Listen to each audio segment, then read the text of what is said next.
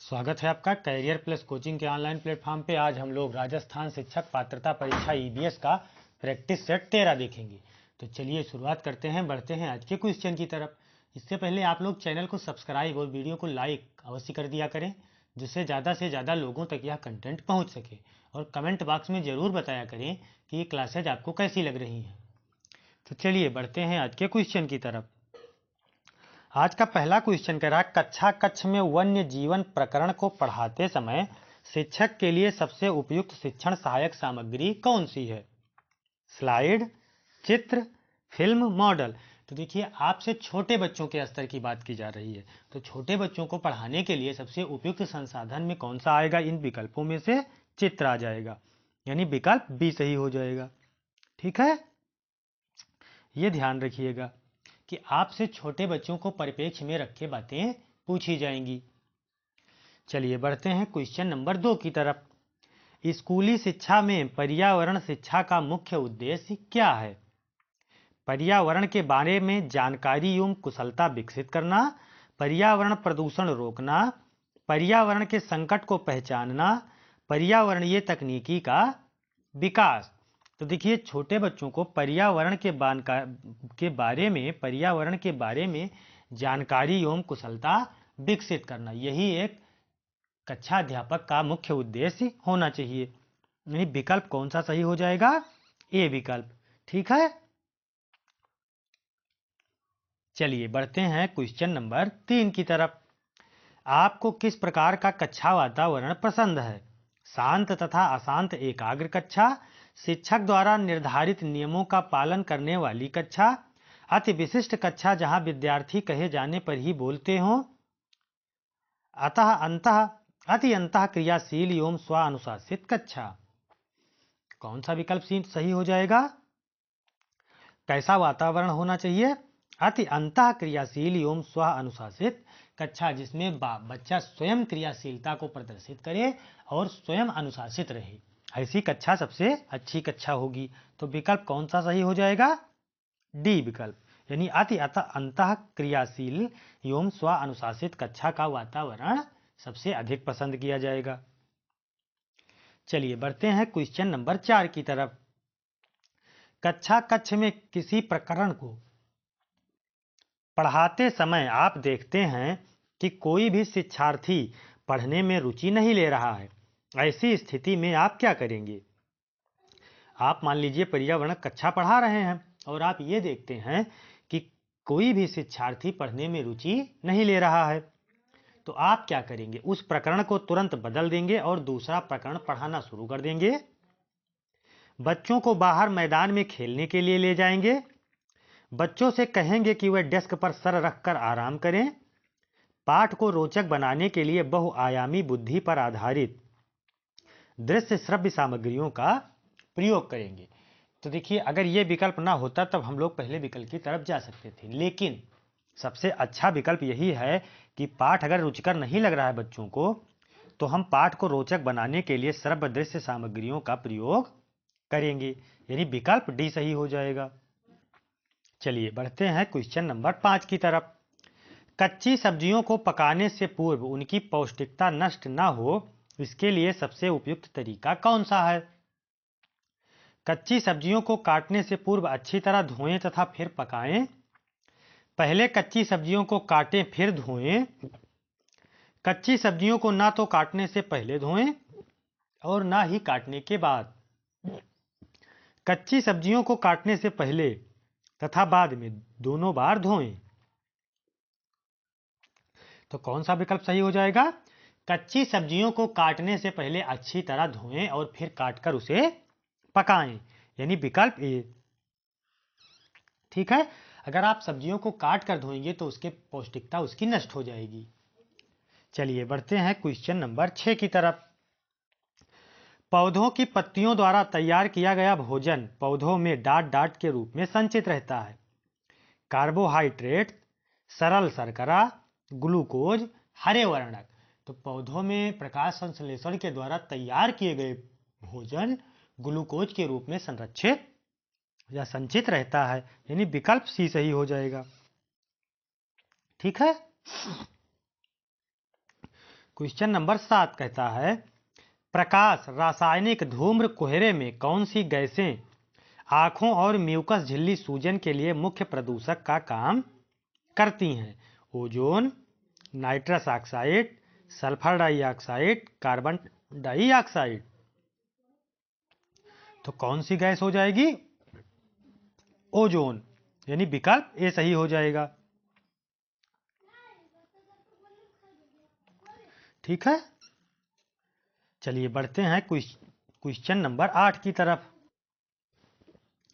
कह रहा विद्यालयी पाठ्यक्रम में पर्यावरणीय शिक्षा का मुख्य उद्देश्य क्या है?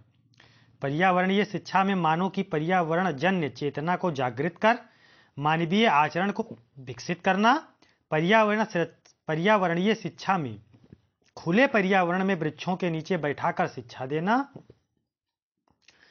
पर्यावरणीय शिक्षा में पर्यावरण के तत्वों की शिक्षा प्रदान करना, पर्यावरणीय शिक्षा में वायुमंडल के तत्वों का ज्ञान प्रदान करना। तो पर्यावरण शिक्षा का मुख्य उद्देश्य क्या है? पाठ्यक्रम में सम्मिलित किया जाना क्या है? पर्यावरणीय शिक्षा में मानव को पर्यावरण जन्य चेतना के बारे में जागृत कर मानवीय आचरण को विकसित करना, यानी विकल्प ए सही हो जाएगा। चलिए बढ़ते हैं क्वेश्चन नंबर 9 की तरफ। इको मार्क क्या है?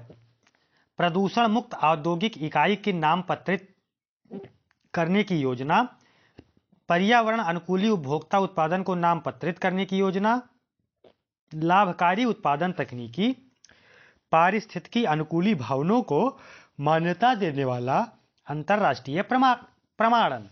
तो क्या है ये? पर्यावरणीय अनुकूली उपभोक्ता उत्पादन को नामपत्रित करने की योजना, मतलब कोई उत्पाद पर्यावरण के अनुकूल है या नहीं है। अगर वो पर्यावरण के अनुकूल है तो उस पर इको मार्क आपको दिखाई देगा।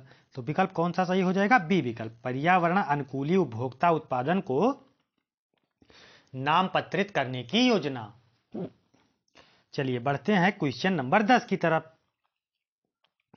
सूक्ष्म शिक्षण से संबंधित वाक्य नहीं है।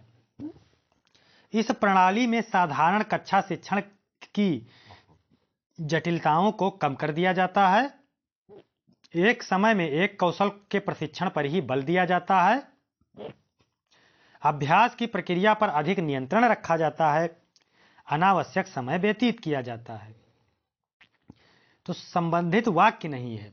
तो देखिए साधारण कक्षा शिक्षण की जटिलताओं को कम कर दिया जाता है, ये तो सही है, सूक्ष्म शिक्षण से होता है। कौशल के प्रशिक्षण पर बल ये भी दिया जाता है, अभ्यास की प्रक्रिया को अधिक नियंत्रित भी किया जाता है, लेकिन अनावश्यक समय व्यतीत होता है, ये बात गलत है। यानी विकल्प डी सही हो जाएगा, क्योंकि आपसे यही पूछ रहा है कि कौन सा संबंधित नहीं है। चलिए बढ़ते हैं 11 नंबर की तरफ। लोहे की कील पारे में तैरती है जबकि यह पानी में डूब जाती है, क्योंकि लोहे के पारे से रासायनिक क्रिया की प्रवृत्ति पानी की तुलना में कम होती है, लोहे का भार पानी से अधिक तथा पारे से कम होता है, लोहे का घनत्व पानी से अधिक तथा पारे से कम होता है, पारा पानी से भारी है। तो देखिए लोहे की कील जो है वो पानी में तैरती है लेकिन पानी में डूब जाती है, क्योंकि पारा जो है वो पानी से भारी है। विकल्प डी सही हो जाएगा। ठीक है, 12 नंबर का रहा पर्यावरण शिक्षण के दौरान मानचित्र पढ़ाने के लिए आवश्यक कौशल में शामिल है।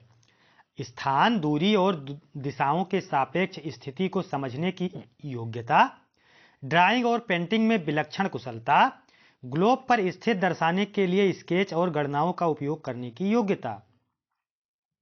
उपयुक्त में से कोई नहीं। तो कौन सा विकल्प सही हो जाएगा? स्थान, दूरी तथा दिशाओं के सापेक्ष स्थिति को समझने की योग्यता, क्योंकि अलग अलग स्थान पे पर्यावरण का अनुकूलन अलग अलग होता है। ठीक है, तो विकल्प कौन सा सही हो जाएगा? ए विकल्प, स्थान, दूरी तथा दिशाओं के सापेक्ष स्थिति को समझने की योग्यता। बढ़ते हैं 13 नंबर की तरफ। यदि किसी बालक का शारीरिक विकास रुक गया है, आलसी हो गया है, प्रतिदिन निर्बल होता जा रहा है, जुखाम और खांसी बनी रहती है और उसे गहरी निंद्रा भी नहीं आती, तो ये किस का लक्षण है?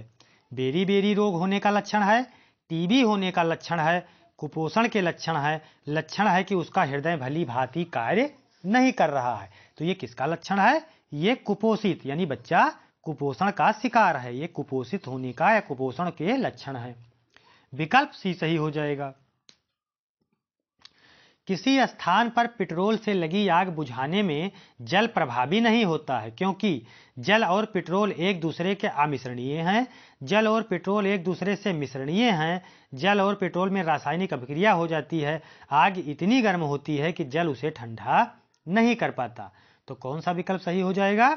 ए विकल्प। जल और पेट्रोल एक दूसरे में अमिश्रणीय हैं, यानी जल और पेट्रोल एक दूसरे में मिश्रित नहीं हो सकते। पेट्रोल जल को बाहर फेंक देगा, यानी विकल्प ए सही हो जाएगा। ठीक है, बढ़ते हैं क्वेश्चन नंबर 15 की तरफ। मूल्यांकन का सर्वोत्तम रूप क्या है? साप्ताहिक मूल्यांकन, सतत मूल्यांकन, व्यापक मूल्यांकन, सतत एवं व्यापक मूल्यांकन। तो मूल्यांकन कैसा होना चाहिए? इसका सर्वोत्तम रूप क्या होना चाहिए? सतत एवं व्यापक मूल्यांकन, यानी विकल्प डी सही हो जाएगा। प्रश्न नंबर 16 कह रहा है, प्रश्न पत्र का सही रूप है पहले आसान और बाद में कठिन प्रश्न, कठिन और आसान का अनुपात बराबर, प्रश्न पत्र ऐसा हो कि सभी बालक पास हो जाएं, आसान और कठिन बारी बारी से। नहीं, प्रश्न पत्र ऐसा होना चाहिए कि पहले आसान प्रश्नों का समावेशन होना चाहिए और उसके बाद कठिन प्रश्नों का, यानी विकल्प ए सही हो जाएगा। पहले आसान और बाद में कठिन प्रश्न। चलिए बढ़ते हैं क्वेश्चन नंबर 17 की तरफ। कक्षा में विद्यार्थियों और शिक्षकों में पाठ्य विषय वस्तु पर वाद विवाद होने का परिणाम होगा, विद्यालय में अनुशासन बिगड़ जाएगा, शिक्षकों में अयोग्यता आ जाएगी, शिक्षा स्तर में सुधार होगा, पाठ्यक्रम पूरा नहीं होगा। तो कौन सा विकल्प सही हो जाएगा? देखिए, यदि किसी विशेष पाठ्य वस्तु या विषय वस्तु को लेकर वाद विवाद होगा तो पाठ्यक्रम पूरा नहीं होगा, यानी विकल्प डी सही हो जाएगा। ठीक है, चलिए बढ़ते हैं क्वेश्चन नंबर 18 की तरफ। शिक्षण में पाठ्यक्रम संबंधी क्रियाओं का प्रयोग शिक्षण को आसान बनाने के लिए किया जाता है, शिक्षण को रोचक, सुग्राह्य एवं प्रभावशाली बनाने के लिए, शिक्षण को आकर्षक बनाने के लिए, शिक्षक की सहायता देने के लिए या शिक्षक को सहायता देने के लिए किया जाता है। तो कौन सा विकल्प सही हो जाएगा? शिक्षण को रोचक, सुग्राह्य एवं प्रभावशाली बनाने के लिए पाठ्यक्रम संबंधी क्रियाओं का प्रयोग या अनुप्रयोग किया जाता है, उपयोग किया जाता है। विकल्प बी सही हो जाएगा। यातायात के परिणाम स्वरूप बढ़ते हुए प्रदूषण के पर्यावरण संरक्षण हेतु चाहिए कि प्रत्येक व्यक्ति व्यक्तिगत रूप से डॉट डॉट के माध्यम से अपना सहयोग दे। पर्यावरण सुरक्षित सीमा के लिए व्यक्तिगत वाहन के इंजन की नियमित रूप से जांच करवाए, आने जाने के लिए सार्वजनिक यातायात व्यवस्था का प्रयोग करे, अक्सर घर से बाहर जाने से बचे, व्यक्तिगत वाहन जैसे स्कूटर, कार आदि नहीं रखे। कौन सा विकल्प सही हो जाएगा? आने जाने के लिए सार्वजनिक यातायात व्यवस्था का प्रयोग करें, क्योंकि देखिए हर व्यक्ति अगर कार से जाएगा, एक व्यक्ति भी जाएगा तो कार से जाएगा, लेकिन बस में एक बार में 50 लोग जा सकते हैं, तो 50 वाहन कम हुए, तो इसलिए आने जाने के लिए सार्वजनिक यातायात व्यवस्था का प्रयोग करें। विकल्प बी सही हो जाएगा। फिर 20 नंबर कह रहा, पर्यावरण शिक्षा को अनौपचारिक साधनों के माध्यम से भी शिक्षार्थियों को प्रभावशाली ढंग से प्रदान किया जा सकता है। इनमें से एक प्रमुख साधन क्या है? अनौपचारिक की बात कर रहा है, ये ध्यान रखिएगा। खेल औपचारिक में आ जाएगा, योजना औपचारिक में आ जाएगा, प्रयोग दर्शन भी औपचारिक में आ जाएगा, लेकिन टेलीविजन जो है, टीवी, ये अनौपचारिक साधन के रूप में दे सकते हैं। जैसे देखिए, मैं यहाँ पढ़ा रहा हूँ डिजिटल रूप से, आपको ये क्लासेज मिलेंगी, तो ये क्या है? अनौपचारिक संसाधन में आएगा ना। आप यहाँ प्रत्यक्ष उपस्थित नहीं है, मैं वहाँ प्रत्यक्ष उपस्थित नहीं हूँ, फिर भी वार्तालाप, आदान प्रदान हो रहा है ना, तो ये किस में जाएगा? अनौपचारिक संसाधन में। 21 नंबर कह रहा, खाद्य पदार्थों के संरक्षण के विषय को पढ़ाते समय एक शिक्षिका बताती है कि डॉट डॉट का प्रयोग से खाद्य पदार्थों को जल्दी खराब होने से बचाया जा सकता है। नाइट्रिक अम्ल से, हाइड्रोक्लोरिक अम्ल से, फिनाइल से, सोडियम बेंजोइक अम्ल से। तो देखिए, खाद्य पदार्थों के संरक्षण में सोडियम बेंजोइक अम्ल का उपयोग किया जाता है, यानी विकल्प डी सही हो जाएगा। ठीक है। सोडियम बेंजोइक अम्ल के प्रयोग से खाद्य पदार्थों को जल्दी खराब होने से बचाया जा सकता है, तो विकल्प डी सही हो जाएगा। पर्यावरण शिक्षा के उद्देश्यों में निहितार्थ नहीं है।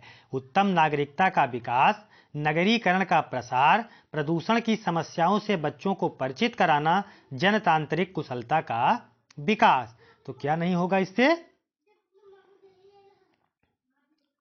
नगरीकरण का प्रसार, क्योंकि पर्यावरण का शिक्षा का उद्देश्य नगरीकरण का प्रसार नहीं है। ठीक है, बाकी उत्तम नागरिकता का विकास हो जाएगा। प्रदूषण की समस्याओं के बारे में जागरूक करना बच्चों को, ये भी है। जनतांत्रिक कुशलता, लोगों के कुशल होने की बारे में जानकारी देना, ये भी है। लेकिन नगरीकरण का प्रसार इसमें नहीं आएगा। पर्यावरण अध्ययन की सर्वश्रेष्ठ पुस्तक वह है जिसमें अभ्यास और गतिविधियों को उपलब्ध कराया गया है। इकाई के अंत में, पाठ्य के अंत में, प्रकरणों में अंतःनिर्मित पुस्तक के अंत में। देखिए, पर्यावरण अध्ययन की सर्वश्रेष्ठ पुस्तक वही मानी जाएगी जो अभ्यास और गतिविधि उपलब्ध कराए। तो कहाँ कराए? जिस प्रकार, जैसे मान लीजिए कोई प्रकरण आप पढ़ा रहे हैं वो समाप्त हो तो उसके अभ्यास प्रश्न वहीं मिल जाए, यानी प्रकरणों के अंतःनिर्मित। विकल्प सी सही हो जाएगा। ठीक है, चलिए बढ़ते हैं क्वेश्चन नंबर 24 की तरफ। पर्यावरण शिक्षण में शैक्षिक पर्यटनों के माध्यम से निम्नलिखित में से किसका विकास नहीं होता है? सहयोगात्मक भावना का, सामाजिक दुश्चिंता का, सौंदर्यानुभूति की क्षमताओं का, ज्ञानात्मक तथा भावात्मक पक्ष का। तो क्या कह रहा है? पर्यावरण शिक्षण में शैक्षिक पर्यटनों के माध्यम से, पर्यटन के माध्यम से किसका विकास नहीं होता है?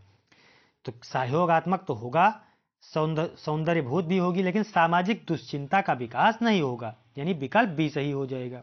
ठीक है, ज्ञानात्मक और भावात्मक पक्ष का भी विकास होगा, लेकिन दुश्चिंता, सामाजिक दुश्चिंता का विकास नहीं होगा। क्वेश्चन नंबर 25 कह रहा, निम्नलिखित में से सोना धातु के अभिलक्षण है। सोना क्या क्या अभिलक्षण है? कोमलता, आघातवर्ध, चमकदार, पीला रंग, कठोरता। नहीं, सोना कठोर नहीं होता, तो ये विकल्प तो गलत हो जाएगा। कुचालता, सोना कुचालक, ये भी गलत है। सुचालकता, कठोरता दे दिया तो ये भी गलत है। लेकिन ये सही हो जाएगा कि सोना जो है वो कोमल होता है, आघातवर्ध होता है, चमकदार होता है और पीले रंग का होता है, यानी विकल्प ये सही हो जाएगा। बढ़ते हैं अगले क्वेश्चन की तरफ। नहीं, आज 25 ही क्वेश्चन थे। कमेंट में आप लोग जरूर बताएंगे कि आपके कितने सही हो रहे हैं, और आप लोग चैनल को सब्सक्राइब और वीडियो को लाइक अवश्य किया करें, जिससे ज़्यादा से ज़्यादा लोगों तक यह कंटेंट पहुंच सके। और टेलीग्राम चैनल की लिंक डिस्क्रिप्शन बॉक्स में दी हुई है, आप लोग उस पर जरूर ज्वाइन हो जाएं। ठीक है, वहाँ आपको वीडियो की नोटिफिकेशन मिलती रहती है। धन्यवाद, मिलते हैं नेक्स्ट सेशन में।